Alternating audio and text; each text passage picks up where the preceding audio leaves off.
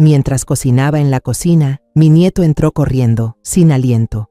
Abuela, en el almacén se oyen ruidos raros.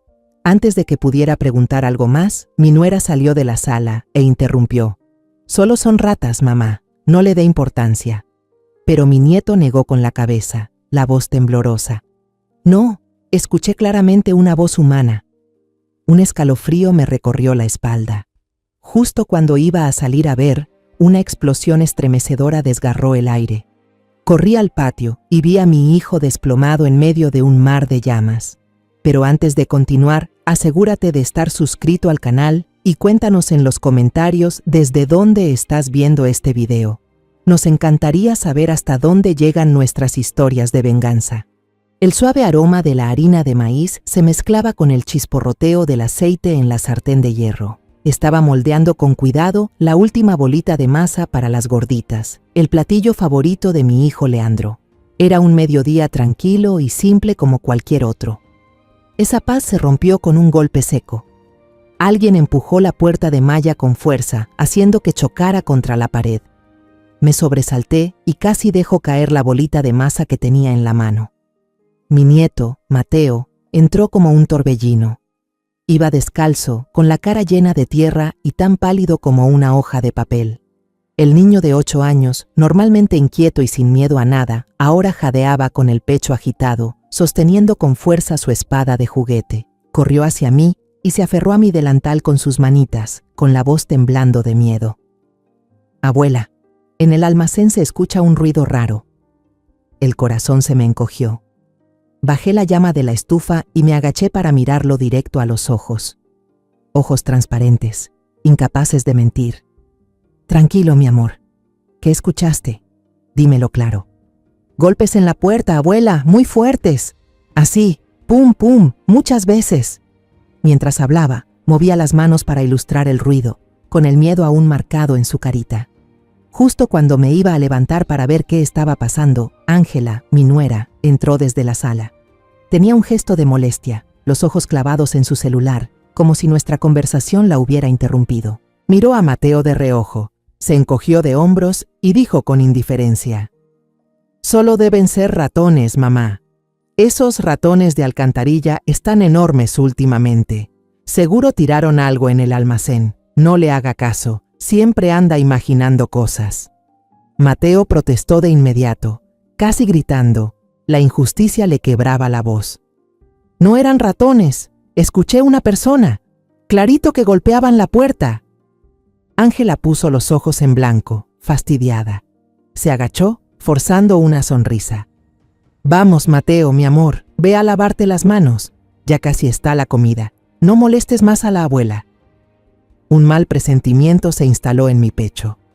La mirada asustada de Mateo era real y su seguridad no parecía cosa de imaginación. El instinto de madre, de abuela, me decía que algo no andaba bien. Le solté con cuidado las manos del delantal y dije con firmeza: «Voy a ir a revisar». «Ay, mamá, no es nada». Ángela se apresuró a pararse frente a mí para bloquearme el paso. «Ahí solo hay cosas viejas y telarañas. ¿Para qué quiere ensuciarse?» «No, no es eso. Yo lo escuché clarito». Mateo gritó, ya con lágrimas en los ojos porque nadie le creía. No terminó de hablar cuando una explosión estremeció todo. El piso tembló con violencia. Los vidrios de las ventanas vibraron, haciendo un sonido agudo y espantoso. En ese momento de terror absoluto, mi mente se quedó en blanco. Por puro reflejo, empujé a Ángela a un lado y corrí hacia el patio. Ella se quedó paralizada. Su celular caro se le resbaló de la mano y se hizo pedazos en el suelo. La escena frente a mí me dejó helada. El almacén de madera era ahora una antorcha gigante. Las llamas naranja y amarillas devoraban los tablones, mientras columnas de humo negro se alzaban al cielo con un olor penetrante a madera quemada, pintura y químicos que me hizo toser sin control. La puerta de acero del almacén había salido volando por la fuerza de la explosión y ahora yacía doblada y deforme a unos metros de distancia. Y entonces, entre el fuego y el humo espeso, vi una figura negra, tambaleante, tratando de arrastrarse fuera de las llamas. Su ropa ardía, hecha jirones carbonizados pegados a la piel. Era Leandro, mi hijo. Un grito me salió del alma. Ya no sentía nada, ni el calor infernal que me golpeaba la cara. Solo atiné a correr hacia él, arrancándome el delantal aún manchado de masa de maíz para intentar apagar como loca las llamas que todavía chispeaban sobre el cuerpo de Leandro. Me temblaban tanto las manos que no podía sostener el teléfono. Los números en la pantalla se desdibujaban ante mis ojos. Desesperada, me giré y le grité a un vecino que miraba horrorizado desde el otro lado de la cerca, con la voz ronca y hecha trizas.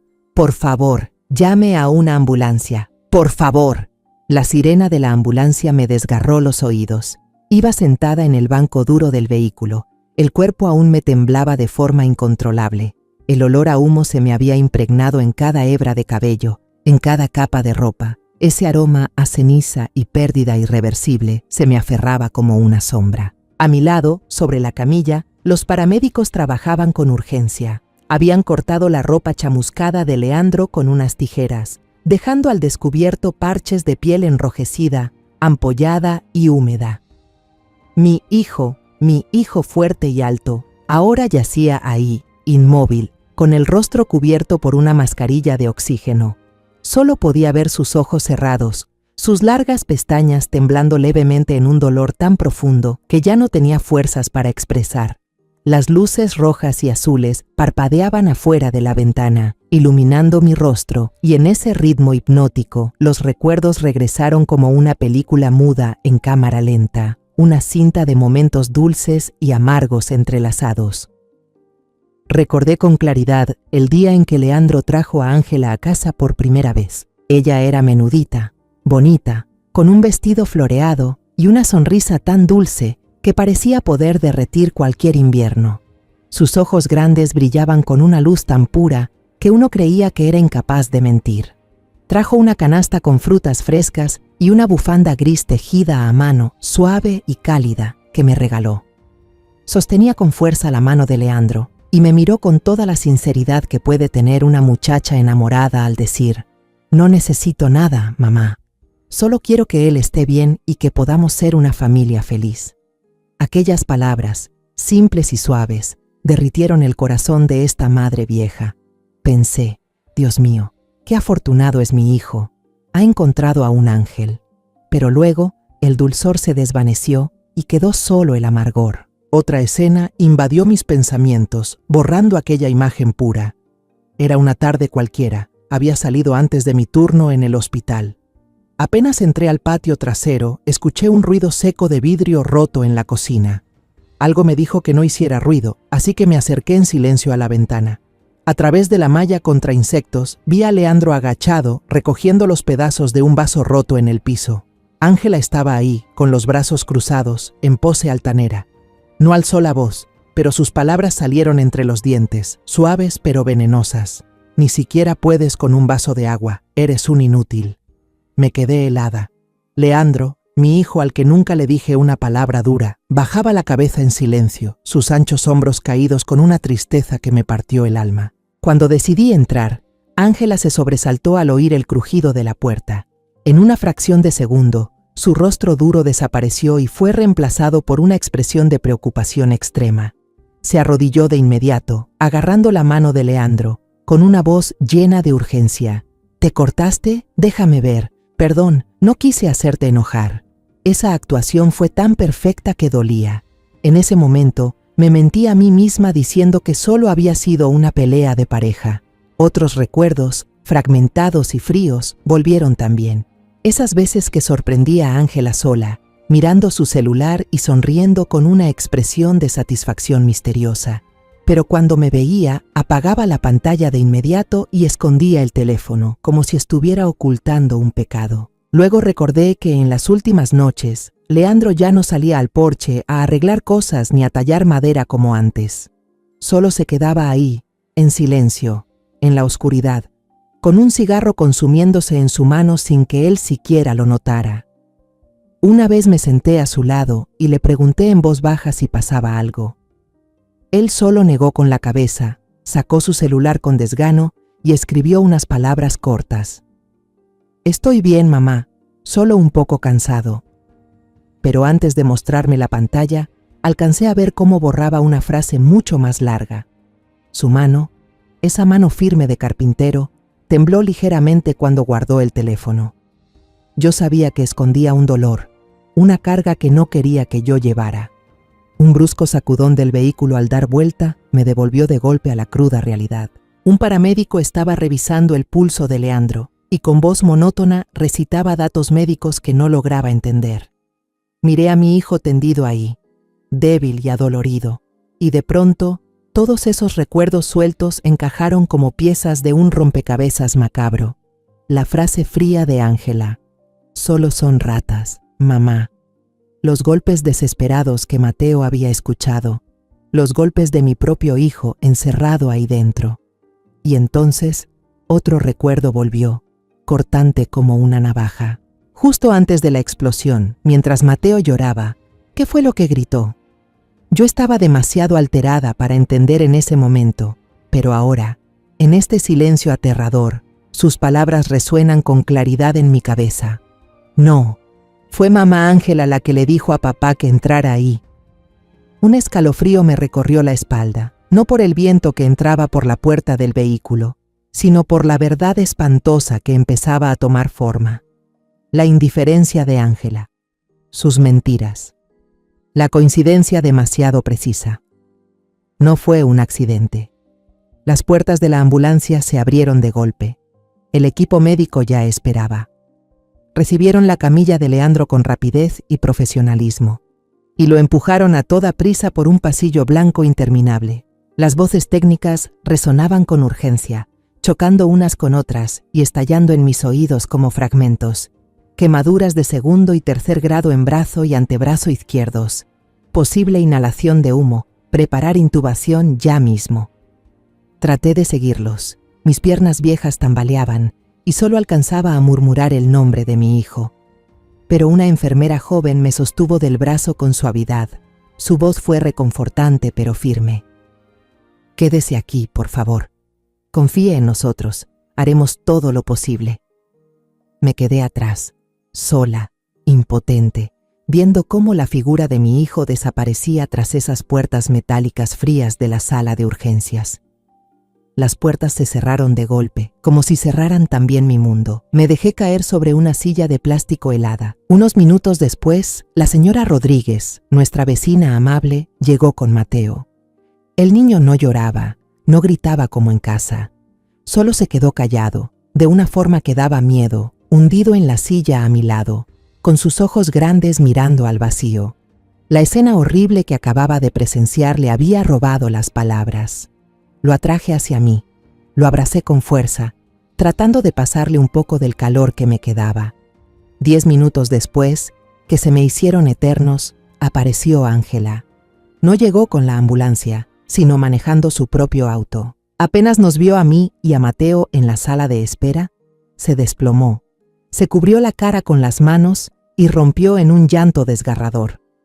«Mamá, ¿cómo está Leandro? Dios mío, tengo tanto miedo», interpretó su papel de esposa desesperada con una perfección escalofriante. El cabello, que normalmente llevaba perfectamente peinado, ahora estaba despeinado a propósito. La máscara de pestañas corría por sus mejillas en líneas negras y su voz se quebraba entre sollozos ahogados. Corrió hasta el mostrador de enfermería, se aferró al borde y empezó a preguntar con desesperación por el estado de Leandro, con un tono tan alarmado que cualquiera habría sentido compasión.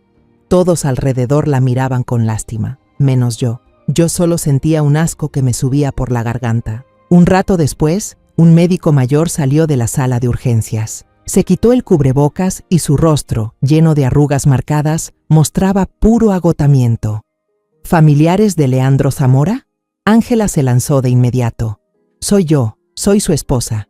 ¿Cómo está, doctor?» Él nos miró y su voz bajó. «Está fuera de peligro. Tuvimos suerte de que la explosión no afectara órganos vitales». Pero dudó y ese silencio me dejó el corazón helado. Sus brazos sufrieron quemaduras muy graves. Tendremos que hacer injertos de piel.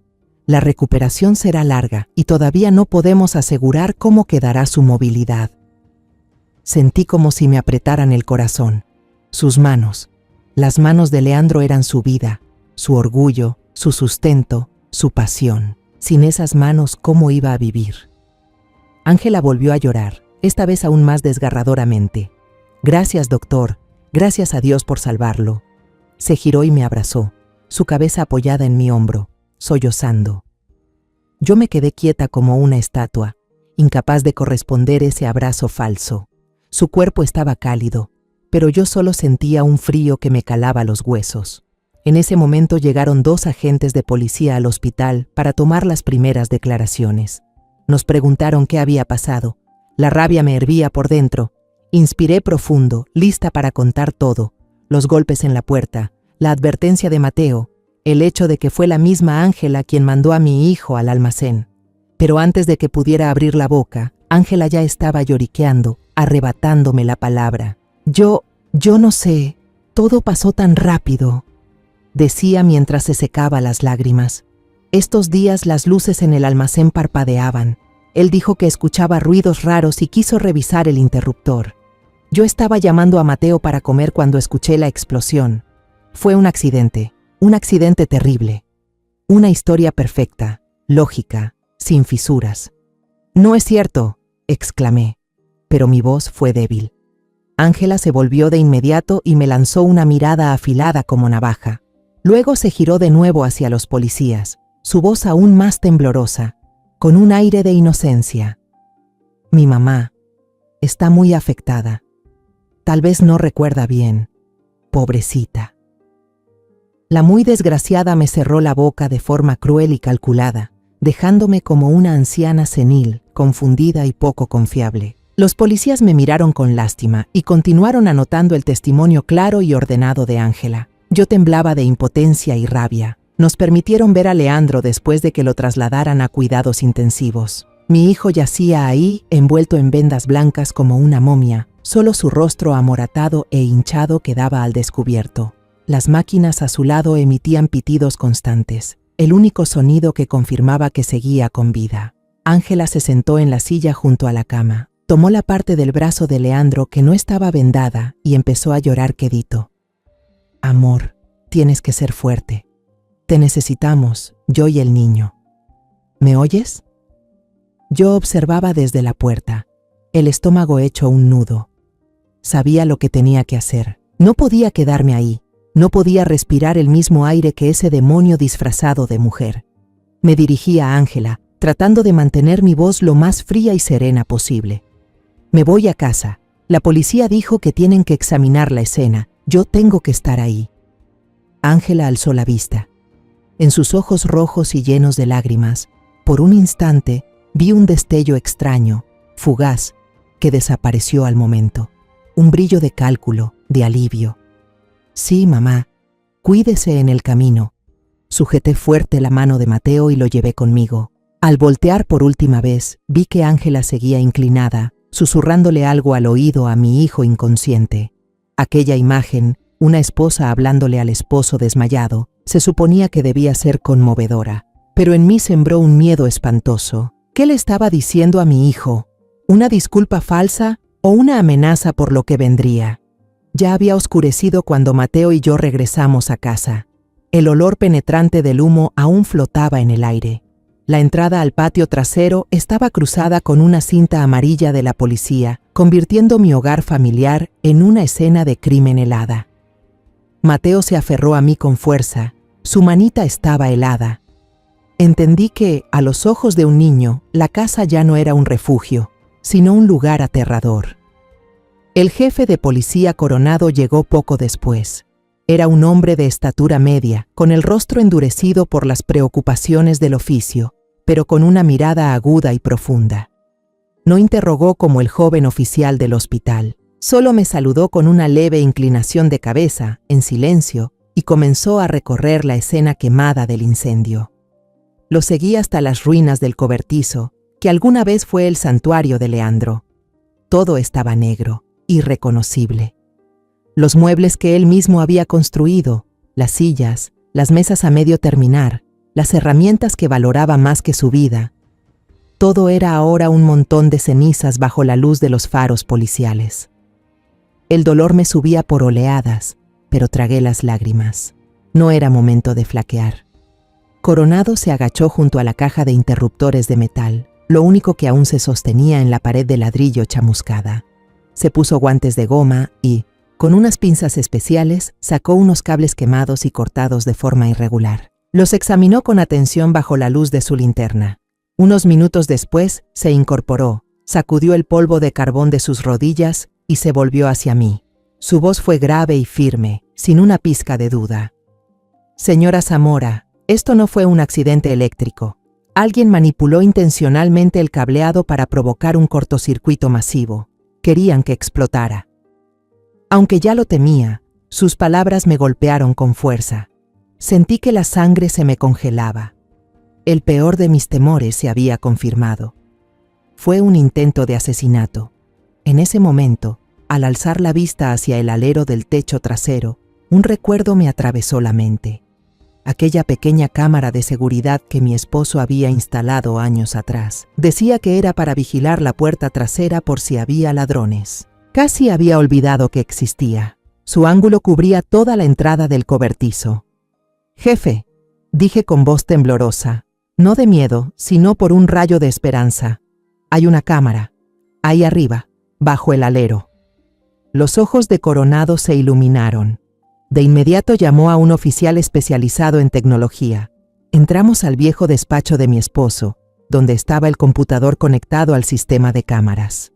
La habitación aún olía a papel viejo y a pino del escritorio de él. Sentí como si mi esposo estuviera allí conmigo, buscando justicia para nuestro hijo. Los minutos de espera se sintieron eternos. El oficial tecleaba con rapidez, tratando de recuperar los datos del viejo disco duro. Mi corazón latía con fuerza. Deseaba que hubiera algo grabado, pero al mismo tiempo temía ver lo que pudiera contener. Finalmente, las imágenes en blanco y negro, un poco distorsionadas por la antigüedad de la cámara, aparecieron en la pantalla. Primero vi a Ángela y a Leandro en cuadro. Ella decía algo, señalando hacia el cobertizo. Leandro, mi hijo, asintió con confianza y entró. Pero Ángela no se fue enseguida. La niña se detuvo, mirando a su alrededor con cautela, de izquierda a derecha, como si quisiera asegurarse de que nadie la estaba observando. Luego, se acercó rápidamente a la puerta del almacén y la empujó con fuerza con ambas manos. La pesada puerta de madera se cerró de golpe.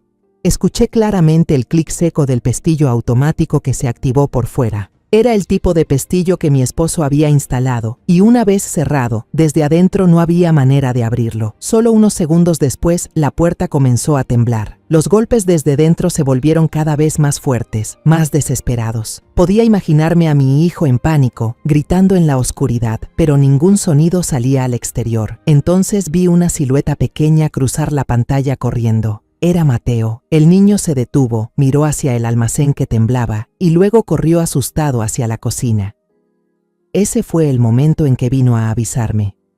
Unos minutos después, la pantalla se iluminó con un destello blanco cegador. La cámara tembló violentamente por la onda expansiva y luego la imagen desapareció, quedando solo una estática crujiente. Me quedé paralizada en la silla, sin poder respirar.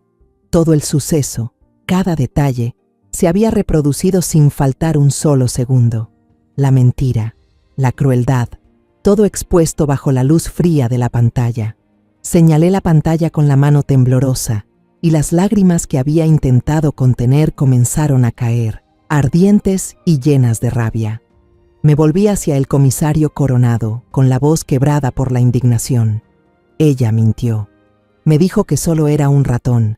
Ella encerró a mi hijo ahí dentro. Fue ella quien lo hizo. Coronado no dijo nada. Colocó una mano sobre mi hombro, un gesto silencioso pero lleno de firmeza.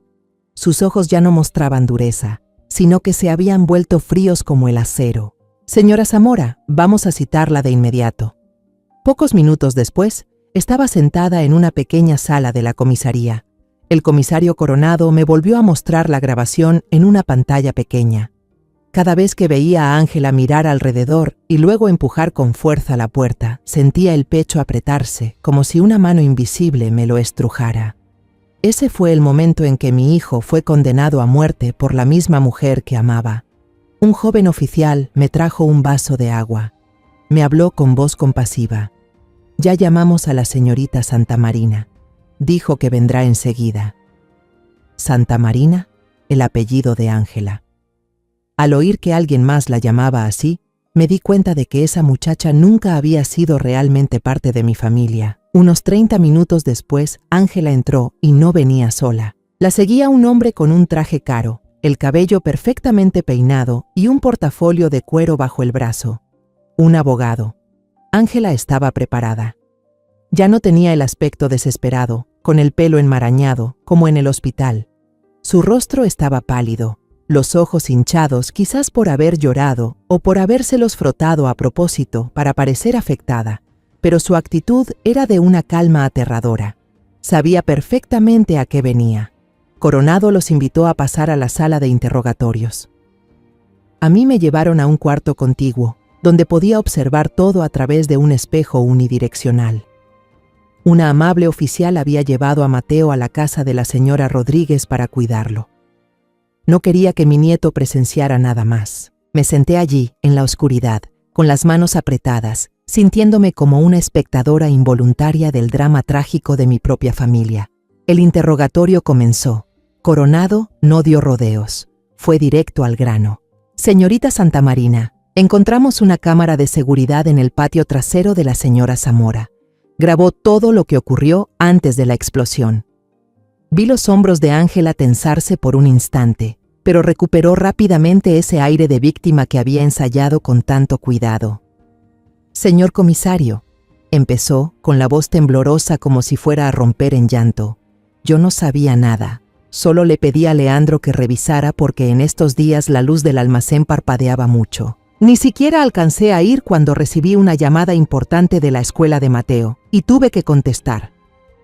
Coronado lo interrumpió y le hizo una señal al técnico. Él reprodujo el video en una pantalla grande colgada en la pared.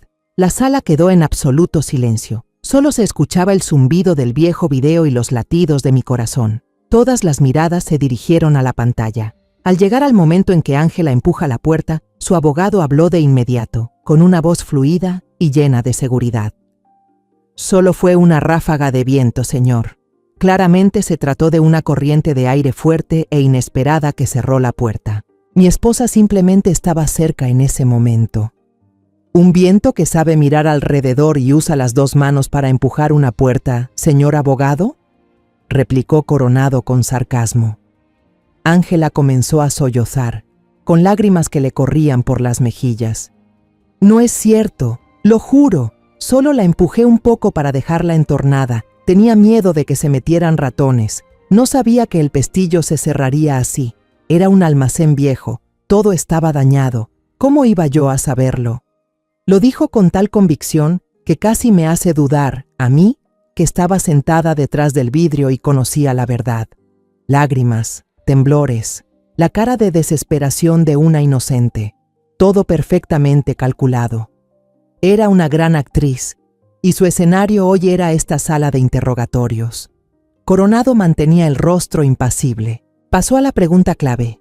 Entonces, ¿por qué, cuando su suegra, la señora Zamora, dijo que su nieto escuchó golpes desde dentro, usted insistió en que eran ratones? Ángela se secó las lágrimas apresuradamente y levantó la vista hacia Coronado, con los ojos llenos de una pena desgarradora. Porque realmente lo creí. En ese momento estaba ocupada hablando por teléfono. No oí ningún golpe. Mi suegra, ella ya es mayor, y después de ese shock tan grande, quizá malinterpretó lo que dije. O tal vez confundió el sonido. Yo amo a mi esposo más que a nada en este mundo. ¿Por qué querría hacerle daño? ¿Por qué? Su pregunta retórica retumbó con dramatismo. El abogado intervino enseguida, con voz firme y argumentativa. Señor comisario, la declaración de mi clienta ha sido coherente. El testimonio de la señora Zamora, en un estado de fuerte alteración emocional, no puede considerarse confiable. Y lo que diga un niño de 8 años en pánico, tampoco puede tomarse como prueba válida ante un tribunal. El video, aunque sospechoso, no prueba intención de asesinato. Podría ser un accidente con un desenlace trágico, pero no homicidio premeditado. Coronado parecía molesto. Apretó los puños sobre la mesa. Él sabía que mentía. Yo sabía que mentía, pero no teníamos pruebas tangibles para acusarla. No había testigos, no había confesión, solo un video sin audio y los testimonios de una anciana y un niño. El interrogatorio terminó en un punto muerto. Ángela fue autorizada a irse con su abogado. Antes de salir de la sala, se detuvo un segundo y miró hacia el espejo unidireccional donde yo estaba sentada. Ya no tenía esa expresión de dolor ni de inocencia. Ahora su mirada era fría, desafiante, triunfante. Una leve mueca, casi imperceptible, se dibujó en su boca. Sabía que yo estaba ahí y se burlaba de mi impotencia. Salí de la comisaría justo después, con la sensación de haber recibido un balde de agua helada en pleno invierno. La culpable no solo seguía libre, sino que estaba a punto de regresar a casa. Esta batalla no había terminado, apenas comenzaba. Volví a casa al anochecer, cuando los últimos rayos de sol se aferraban débiles al horizonte. La casa estaba aterradoramente silenciosa, sin la risa de Mateo, sin el sonido habitual de los utensilios de cocina. Ángela ya había ido a recoger a Mateo de la casa de los vecinos. El niño estaba encogido en el sofá, con los ojos fijos en la pantalla del televisor que mostraba una caricatura ruidosa, pero yo sabía que su mente no estaba ahí. A cada rato miraba hacia la puerta, esperándome. Cuando me vio, se levantó de un salto y corrió a abrazarse a mis piernas, sin decir una sola palabra. Ángela estaba en la cocina. No cocinaba, solo estaba ahí, apoyada ligeramente en la barra, con los brazos cruzados. Al verme, no saludó ni preguntó nada. Solo esbozó una sonrisa torcida, una sonrisa de desprecio, desnuda y cruel. Esa mirada de triunfo que me lanzó a través del vidrio de la comisaría ahora estaba expuesta sin filtros. La máscara de nuera ejemplar y esposa entregada había caído por completo. Ahora, frente a mí, estaba su verdadero ser, una extraña de sangre fría. Los días que siguieron fueron un infierno en la tierra. Nuestra casa se convirtió en un territorio helado. Ángela y yo no cruzábamos palabra, solo nos hablábamos con miradas llenas de odio. Nos cruzábamos por el pasillo como dos fantasmas, cada una cargando una hostilidad silenciosa. La tensión era tan fuerte que incluso Mateo la sentía. El niño se volvió callado, retraído, solo se apegaba a mí, con los ojos siempre en alerta cuando su madre se acercaba. Ella ya no iba al hospital a cuidar a Leandro con regularidad. A los vecinos y amigos les decía entre lágrimas que tenía que quedarse en casa para cuidar a Mateo y encargarse de todo tras la tragedia. Pero yo sabía que era solo una excusa. No quería enfrentarse a las consecuencias de lo que había provocado. No quería ver el cuerpo de su esposo cubierto de quemaduras. Una semana después, Leandro fue dado de alta. Tenía las manos y gran parte de los brazos aún vendados. La explosión le había dañado las cuerdas vocales. Los médicos dijeron que necesitaría tiempo para sanar, así que por ahora no podía hablar. Ángela fue a recogerlo en auto y, una vez más, se puso la máscara. Interpretó el papel de esposa feliz, lo ayudaba con entusiasmo, pero su sonrisa no alcanzaba los ojos. Esos ojos estaban fríos y vacíos. Leandro, aunque no podía hablar, no era tonto. Apenas llegó a casa, sintió esa tensión asfixiante. Me miró a mí, luego a Ángela, con los ojos llenos de confusión y preguntas. ¿Por qué mamá y mi esposa no se hablan? ¿Por qué el ambiente en casa está tan pesado? Solo pude negar con la cabeza y llevar un dedo a mis labios, señalándole que no era el momento. No podía decirle la verdad mientras aún estaba tan débil, y no quería que sufriera otro golpe más. Las provocaciones de Ángela se volvieron cada vez más descaradas. Cuando Leandro no estaba, parecía buscar hacerme estallar. Un día rompió por accidente una foto de mi boda con mi difunto esposo, un recuerdo que yo atesoraba profundamente. Mientras recogía con cuidado los pedazos de vidrio, ella pasó por al lado y murmuró, lo suficientemente alto para que yo escuchara: cosas viejas, mejor tirarlas y ya. Una noche me desperté con sed. El reloj de la pared marcaba casi las 2 de la madrugada. Al pasar por la sala, vi una luz tenue filtrándose desde la rendija de la puerta de la cocina. Sentí en el estómago que algo no andaba bien. Me acerqué en silencio, contuve la respiración y me pegué a la pared del pasillo. La puerta de la cocina no estaba completamente cerrada. Por la abertura vi a Ángela parada junto a la ventana, de espaldas a mí, con el teléfono pegado al oído. Su voz era baja, pero en la quietud de la noche, cada palabra me cayó como ácido. Ya te dije, el plan era perfecto, pero ese viejo tiene demasiada suerte. No se murió. No. Él todavía no sospecha nada. Solo la vieja está molestando un poco. Me quedé congelada. Ella guardó silencio unos segundos, escuchando lo que le decía la persona del otro lado. Luego soltó una risita, un sonido escalofriante y cruel en plena noche. Amor, tranquilo, tengo otro plan. Esta vez no va a fallar. Ahora me sigue a cada paso, pero no tiene ninguna prueba. La policía no puede hacer nada. Que se quede mirando cómo se desarrolla el show. Las dos palabras, mi amor, retumbaron en mi cabeza como un rayo. Todo mi cuerpo se paralizó. Un cómplice, un amante. La explosión no fue un acto impulsivo de ella sola. Fue un plan de asesinato cuidadosamente preparado. Un plan tramado justo bajo mi propio techo. Di un paso hacia atrás, con pasos tan suaves que no hacían ningún ruido. El corazón me latía con fuerza en el pecho, golpeando contra mis costillas como si fuera a estallar. Regresé a mi habitación, cerré la puerta con llave y me dejé caer al suelo helado. La oscuridad me envolvió, pero no era tan aterradora como la oscuridad que habita en el alma humana. Esa noche no pude dormir. Me quedé inmóvil sobre el suelo frío, envuelta en la oscuridad, pero mi mente estaba encendida por los susurros venenosos de Ángela. Al amanecer, cuando los primeros rayos débiles del sol se colaron por la rendija de la ventana, ya había tomado mi decisión. No podía quedarme sentada esperando que la tragedia volviera a ocurrir. No podía dejar que ese demonio ganara. A la mañana siguiente, el ambiente en la casa era aún peor que otros días. Ángela actuaba extrañamente feliz, una felicidad enfermiza. Tarareaba alguna canción de moda en inglés mientras preparaba café, su canto chillón llenando la cocina en silencio como un acto descarado de desafío. Estaba disfrutando de su poder, disfrutando del miedo que sabía que estaba sembrando en mí. Leandro estaba sentado a la mesa. Intentaba usar su mano izquierda, la menos herida, para tomar la cuchara y servirse cereal. Pero sus dedos, torpemente envueltos en vendas, no obedecían. La cuchara temblaba, derramando leche y cereal sobre la mesa. Su rostro mostraba frustración e impotencia. Ángela, no muy lejos, con una taza de café en la mano, miró la escena con indiferencia y luego se dio vuelta sin la menor intención de ayudar a su esposo. Me acerqué, con el corazón apretado. Le tomé suavemente la cuchara de la mano y le dije con voz dulce: «Deja que mamá te ayude».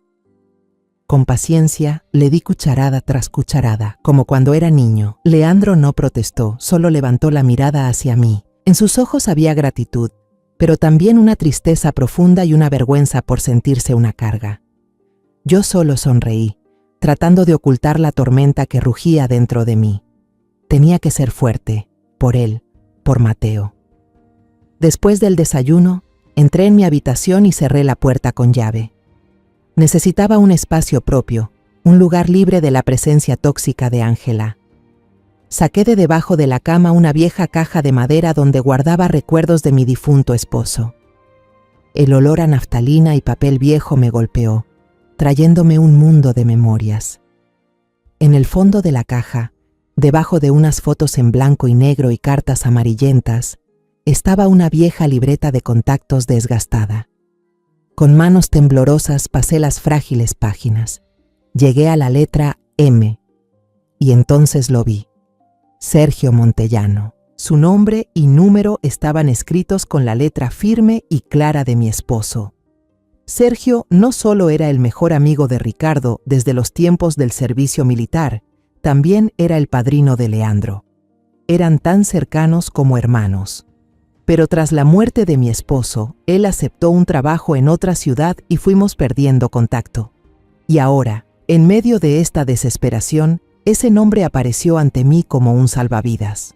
Me temblaban las manos mientras marcaba uno a uno los números en mi viejo teléfono. Contuve el aliento mientras esperaba.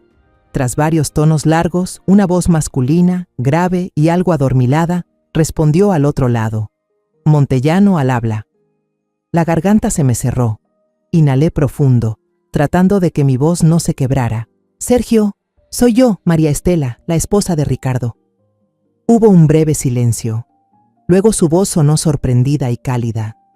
Estela, Dios mío, ¿cuántos años? No lo puedo creer. ¿Pasa algo? Tu voz no suena bien. La preocupación sincera en su voz rompió el dique de emociones que yo había intentado contener. Ya no pude más. Le conté todo, con la voz entrecortada por los sollozos. Le hablé de la explosión, del video de la cámara, del interrogatorio en la comisaría y finalmente de la llamada de Ángela en plena madrugada. Le hablé desde la impotencia, el miedo y la vergüenza de no haber podido proteger a mi hijo. Sergio escuchó con paciencia, sin interrumpirme ni una sola vez. Solo me dejó vaciar todo lo que llevaba dentro. Al terminar, hubo un largo silencio al otro lado de la línea. Lo único que escuchaba era su suspiro profundo, cargado de asombro y rabia. Escúcheme bien, Estela. Su voz cambió de tono, firme y decidida, ya sin rastro de sueño. Primero que nada, mantenga la calma. No haga ninguna tontería. No la confronte. Actúe con normalidad, como si no supiera nada. Ella la está vigilando. No le dé motivos para sospechar. Yo tomaré el primer autobús a Aguascalientes. No le diga a nadie, ni siquiera a Leandro. Déjelo en mis manos. La llamada terminó y me quedé sentada en la cama, con el teléfono aún pegado al oído. Las palabras firmes de Sergio eran como un ancla lanzada en medio de mi tormenta. Ya no estaba sola. Por primera vez en días, una chispa de esperanza asomaba. Sergio llegó a Aguascalientes 2 días después. No fue a mi casa como imaginaba. En cambio, me llamó desde un número desconocido y me citó en una cafetería vieja, escondida al fondo de un callejón poco transitado. Era muy cuidadoso. El tiempo había dejado huella en el viejo amigo de mi esposo. Su cabello estaba completamente blanco y las arrugas alrededor de sus ojos eran más profundas, pero su mirada seguía siendo igual de aguda. Era la mirada de un soldado, siempre atento y analítico. Tras un apretón de manos cálido, colocó sobre la mesa una pequeña cámara con lente teleobjetivo y algo que parecía una pluma negra. Sabía que no era una pluma. Ahora tiene que tener mucho cuidado, Estela, dijo con un tono serio, sin rodeos. Cuénteme todos sus hábitos. ¿A dónde va? ¿Con quién se junta? ¿Ha hecho algo sospechoso? Cualquier detalle, por insignificante que parezca. Le conté que últimamente Ángela salía por las tardes durante 2 o 3 horas. Siempre decía que iba de compras o a ver a alguna amiga, pero volvía con un aire muy extraño y solía hablar por teléfono a escondidas en el baño. Bien, asintió Sergio. Su mirada reflejaba concentración. Mi trabajo empieza ahora. Usted vuelva a su casa y mantenga el papel. No la alerte. Pasó una semana cargada de un silencio tenso. Hice exactamente lo que Sergio me había dicho. Me convertí en una suegra resignada, dedicada a la casa, a cuidar de Leandro y a jugar con Mateo. Evitaba todo contacto visual con Ángela. Me comportaba como si hubiera aceptado mi derrota. Ella parecía bajar la guardia. Tal vez pensó que una vieja como yo no era amenaza, solo una mujer que aguantaba en silencio. Un viernes por la tarde, mientras ayudaba a Leandro a mover los dedos, el celular escondido en el bolsillo de mi delantal vibró. Era un número desconocido. Sergio. Encuéntreme en el mismo lugar, ahora mismo. Le dije a Ángela que iría a la iglesia y salí apurada hacia el punto de encuentro. Cuando llegué a la cafetería, Sergio ya me esperaba. Esta vez no había cámaras ni grabadoras frente a él, sino una carpeta marrón, gruesa y pesada. Se le notaba el cansancio. Tenía barba en la barbilla, pero en sus ojos brillaba una satisfacción que no podía ocultar. No dijo mucho, solo deslizó la carpeta hacia mí. «Ábrala, Estela». Me temblaban las manos al abrirla. La primera página era una foto tomada desde lejos. Ángela estaba de pie en un callejón oscuro y estaba besando a un hombre. Aunque la foto era algo borrosa y tomada desde un ángulo oculto, lo reconocí de inmediato. Ramiro Ortega. Él había sido asesor financiero de mi familia muchos años atrás. Nos ayudó con los trámites después de la muerte de mi esposo. Luego, un día, renunció repentinamente y desapareció del pueblo. La página siguiente era un registro detallado de llamadas y mensajes entre 2 números de teléfono durante los últimos 3 meses. Le eché un vistazo. Palabras dulces, planes para un futuro sin Leandro. Y entonces lo vi. Un mensaje que Ángela le envió a Ramiro la semana anterior a la explosión. Cuando Leandro muera, toda la herencia y el seguro de vida serán para mí. Nos iremos de este maldito pueblo y nadie podrá encontrarnos. Sentí que el corazón se me detenía. El motivo estaba claro. Dinero. Pasé a la siguiente página. Eran anotaciones meticulosas de Sergio. Los había estado siguiendo, descubriendo que solían encontrarse en un coche viejo estacionado en un terreno baldío a las afueras del pueblo. Incluso se vieron el mismo día en que Leandro estaba hospitalizado. Y luego, la prueba final, la que me dejó sin aliento. Sergio me acercó su celular. Ayer puse un micrograbador bajo el asiento del auto de ese tipo. Escuche su conversación de esta mañana. Presionó el botón de reproducir. La voz de Ángela y Ramiro se escuchaba nítida, como si estuvieran justo al lado mío. La voz de Ángela sonaba molesta. La vez pasada fallamos por culpa del hijo de esa vieja. ¿Quién iba a pensar que saldría justo en ese momento? Esta vez tiene que ser más seguro. ¿Y si usamos somníferos?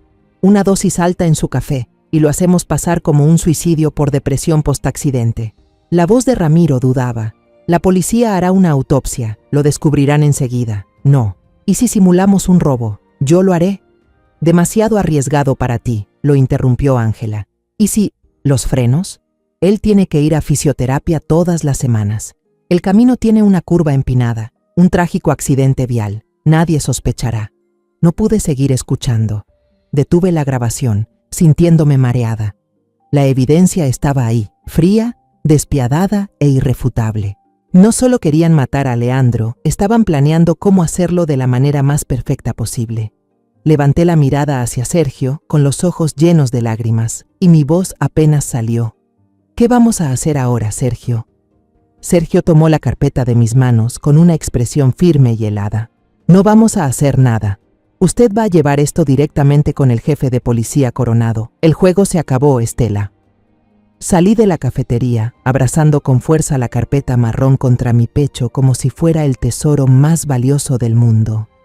El viento de la tarde soplaba por el callejón, pero yo no sentía frío. Dentro de mí ardía una llama de determinación. No volví a casa. Caminé directo a la comisaría. Cada paso sobre la acera conocida se sentía pesado pero firme. Al llegar, el joven oficial en la recepción me reconoció de inmediato. Me miró con lástima y compasión, tal vez pensando que venía otra vez a quejarme en vano. No dije mucho, solo pedí ver al jefe Coronado de inmediato y dije que tenía nuevas pruebas. Me llevaron a su oficina. Coronado parecía cansado, estaba revisando una montaña de papeles. Al verme, se sorprendió un poco, pero me invitó a pasar. No me senté. Me quedé de pie. Coloqué la carpeta de Sergio directamente sobre su escritorio. Mire esto, jefe. Coronado me miró. Luego miró la carpeta. Frunció el ceño. La abrió. Vio la primera foto. Su expresión no cambió mucho. Pero cuando él pasó a la hoja de mensajes, la leyó por encima y se detuvo en la parte que hablaba del seguro de vida. Su expresión se endureció. El cansancio desapareció, reemplazado por una concentración absoluta. Finalmente le entregué el teléfono de Sergio. Escuche esto, le dije, con una calma extraña en la voz. Presioné el botón de reproducir. La conversación escalofriante sobre somníferos y frenos se escuchó con claridad en la habitación silenciosa. Cada palabra cruel de Ángela y Ramiro golpeaba el aire como martillazos. Coronado escuchaba, sin apartar los ojos del teléfono, mientras su mano sobre la mesa se cerraba poco a poco en un puño. Al terminar la grabación, se recostó en la silla y soltó un largo suspiro, uno cargado de conmoción e indignación. Me miró, y en su mirada ya no había dudas ni incomodidad, solo respeto y un dejo de compasión. Esta vez, dijo con voz firme, tenemos suficiente, incluso más que suficiente. Coronado llamó de inmediato a unos agentes, dio órdenes rápidas y contundentes. Un equipo fue enviado a vigilar el hotel donde Ángela y Ramiro solían verse, esperando el momento justo para actuar sin poner a nadie en riesgo. Todo se hizo con rapidez y profesionalismo. Yo sabía que la justicia empezaba a moverse. Esa noche no pude dormir. Me quedé en la sala, mirando a Leandro dormido en el sofá. De vez en cuando se sobresaltaba, murmuraba algo entre sueños, quizás aún atrapado en sus pesadillas. Lo único que podía hacer era taparlo con una cobija, sintiendo cómo el alma se me partía en 1000 pedazos. Alrededor de las 11 de la noche, mi celular vibró. Era el número de Coronado. Los tenemos, señora Zamora, a los dos. Estaban en una habitación de hotel. No opusieron resistencia. Un alivio inmenso me envolvió. Me dejé caer en el sillón, con lágrimas rodando por mis mejillas. Todo había terminado. El demonio había sido capturado. Al día siguiente enfrenté el momento más duro de mi vida. Tenía que contarle la verdad a Leandro. Me senté a su lado cuando despertó y le pasé la tablet. Como aún no podía hablar, tuve que escribir todo. Escribí sobre mis primeras sospechas, la investigación del tío Sergio y, al final, las pruebas irrefutables. Leandro leyó, sus ojos se movían línea por línea. Su rostro fue cambiando poco a poco. De la sorpresa, pasó a la confusión, y luego a un dolor tan profundo que ninguna palabra podía describirlo. Dejó caer la tablet. Las lágrimas comenzaron a bajar por sus mejillas, lágrimas silenciosas de un hombre traicionado hasta lo más hondo. Bajó la cabeza, y sus anchos hombros temblaban sin control. Volvió a tomar la tablet y con dedos temblorosos escribió una línea que me destrozó el corazón. La persona que más amaba fue la que quiso matarme. No dije nada, solo abracé con fuerza a mi hijo, dejándolo llorar en mi hombro. No había consuelo posible para ese dolor. Nos quedamos así mucho tiempo, madre e hijo, refugiándonos en medio de las ruinas de lo que alguna vez fue felicidad. Esa tarde vi a Leandro sentado frente a la computadora. No veía películas ni leía noticias. Con una mano aún torpe, estaba redactando por sí mismo la solicitud de divorcio y la petición de custodia total de Mateo. En su mirada ya no había debilidad, sino una determinación fría. El amor había muerto, solo quedaba la verdad desnuda. El juicio duró casi 2 meses. Tuve que testificar, contar todo ante el tribunal.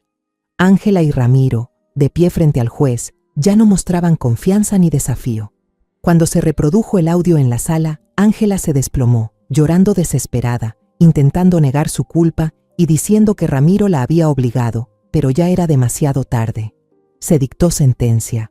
Ángela, 20 años de prisión por intento de homicidio. Ramiro, 15 años por complicidad. Cuando la policía se los llevó, Ángela volteó a mirarme. En sus ojos ya no había odio, solo vacío y derrota. Leandro obtuvo el divorcio y la custodia total de Mateo. Cuando salimos del juzgado, el sol brillaba intensamente. Tomé la mano de mi hijo y de mi nieto. Se había hecho justicia, pero sabía que el camino para sanar esas heridas aún sería muy largo. Después del juicio, la casa se volvió demasiado pesada con tantos recuerdos dolorosos. Cada rincón parecía estar embrujado. La cocina, donde antes preparaba comidas con felicidad, ahora solo evocaba la imagen de Mateo en pánico. El patio trasero, antes lleno de risas, no era más que un pedazo de tierra chamuscada. Cada vez que lo miraba, veía a mi hijo arrastrándose entre el fuego. La casa ya no era un hogar, se había convertido en una tumba donde yacían la confianza y la felicidad de antes. Una noche, Leandro, desde su tablet, me propuso algo. Escribió: «Mamá, vámonos de aquí, a un lugar donde nadie sepa quiénes somos». Leí esas palabras, miré a los ojos de mi hijo y asentí sin dudar. Ambos sabíamos que no podíamos sanar si seguíamos viviendo entre los fantasmas del pasado. Vendimos la casa. Empacamos lo que quedaba de nuestras vidas en unas cajas de cartón, algo de ropa, fotos viejas y unos pocos recuerdos que no fueron destruidos por el fuego ni por las mentiras. Y entonces nos fuimos de la ciudad. Nos mudamos a Valle de Bravo, un hermoso pueblo junto al lago Avándaro, rodeado de bosques de pino. El aire aquí es tan puro y tranquilo que se puede oír el susurro del viento entre las hojas. Era un nuevo comienzo, una página en blanco para nuestras 3 generaciones. Rentamos una casita blanca con un jardín al frente, lleno de maleza pero bañado por el sol. Leandro, con el dinero del seguro por accidente laboral y la venta de la casa, no gastó nada en sí mismo. Lo primero que hizo fue construir un pequeño taller de carpintería al fondo del jardín. Sus manos seguían llenas de cicatrices rojizas y algunos dedos ya no se movían como antes, pero no se rindió. Empezó desde cero, aprendiendo de nuevo, haciendo con paciencia pequeños muebles, sillas, mesas, juguetes para Mateo. El sonido del martillo y la sierra volvió a escucharse en nuestro patio, pero esta vez no era el ruido del trabajo, sino el de un renacer. Mateo fue inscrito en una escuelita del pueblo, cerca de casa. Al principio estaba retraído, el trauma lo hacía temer a los desconocidos, pero los niños aquí eran amables y puros. Pronto hizo nuevos amigos. Por las tardes, sus risas llenaban el jardín, espantando el silencio gris que nos había envuelto por tanto tiempo. Las heridas de su alma infantil empezaban a sanar con cada carcajada, y yo encontré mi paz en el pequeño jardín. Pasaba los días arrancando hierbas, cavando y sembrando. Planté rosas, hortensias y algunas hierbas aromáticas como menta y albahaca. Cada mañana salía a regar, arrancar hierba y sentir la tierra húmeda entre mis dedos. Ese trabajo manual tan sencillo me aquietaba el alma. Veía la vida brotar de la tierra y creía que la felicidad también podía cultivarse así.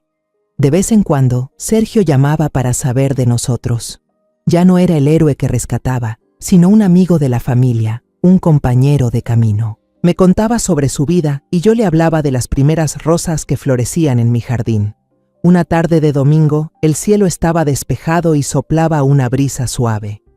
Mientras podaba unas rosas trepadoras, vi a Leandro y a Mateo construyendo juntos una casita para pájaros. Leandro, con sus manos llenas de cicatrices, le enseñaba pacientemente a Mateo cómo sostener el martillo, cómo clavar cada pequeño clavo. Sus cuerdas vocales se habían recuperado un poco. Podía emitir sonidos susurrantes, aunque aún no lograba hablar con claridad. Pero en ese momento, las palabras ya no eran importantes. El amor que sentía por su hijo se reflejaba por completo en su mirada, en cada uno de sus gestos cuidadosos. Mateo miraba a su padre, luego se giraba hacia mí, que estaba parada junto al cantero de flores. El niño sonrió con una alegría pura, una sonrisa realmente inocente y feliz, esa que hacía mucho tiempo no veía. Me quedé allí, con las tijeras de podar aún en la mano, contemplando a las 3 generaciones bajo la luz dorada del atardecer. La explosión, el juicio, las lágrimas, todo parecía haber quedado atrás, como un capítulo antiguo de este libro llamado vida. El dolor seguía ahí, como las cicatrices imborrables en las manos de Leandro, pero ya no dolía. Estaba ahí para recordarnos lo fuertes que habíamos sido al atravesar la tormenta.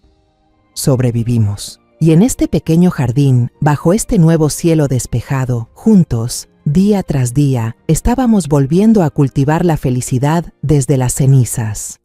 Después de todo lo vivido, entendí que lo más cruel no fue la traición, sino ver cómo la justicia era enterrada bajo el telón perfecto del verdugo.